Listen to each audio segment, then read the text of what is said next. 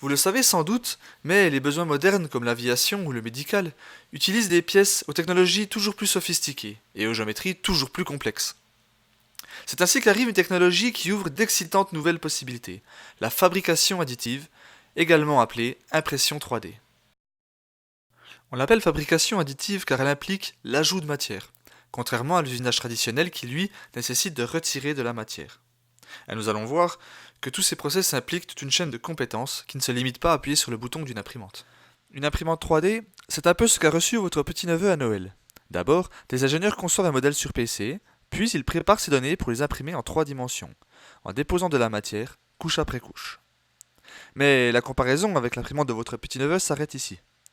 La fabrication additive utilise des machines et des process très spécifiques. Commençons par l'impression métal avec la fusion laser. Dans ce cas, un laser vient fusionner de fines particules de métal. Celles-ci vont se lier progressivement et par couches successives jusqu'à obtenir la forme voulue. Forme qui peut alors être très complexe. C'est un peu comme si, par magie, de petites billes de métal se transformaient en un objet, d'un simple claquement de doigts. On peut aussi parler de résine avec la stéréolithographie. Ici, nous partons d'un bac rempli de résine liquide qui va se durcir au contact de la lumière.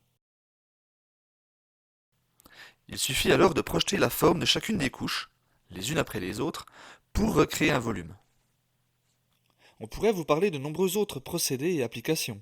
Ici, par exemple, c'est l'emballage qui est réalisé à partir de couches de carton. Mais la fabrication additive présente surtout de nombreux avantages.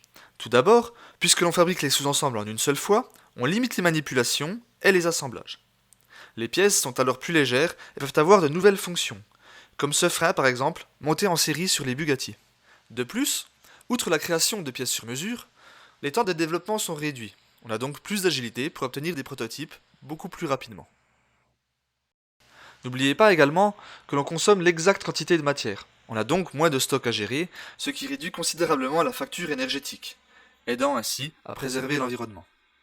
Bien sûr, bien que les procédés de fabrication soient différents des technologies conventionnelles, les process de qualification et de certification sont exactement les mêmes. Les standards les plus exigeants doivent toujours être respectés.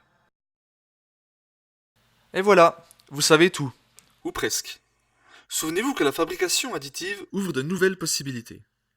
Ça a transformé la production, réduit les cycles de développement, et les ingénieurs sont capables d'imaginer des pièces dont ils n'osaient rêver avant. Mais laissons les ingénieurs gérer tout ça. Ce n'est clairement pas un boulot pour les magiciens. À bientôt!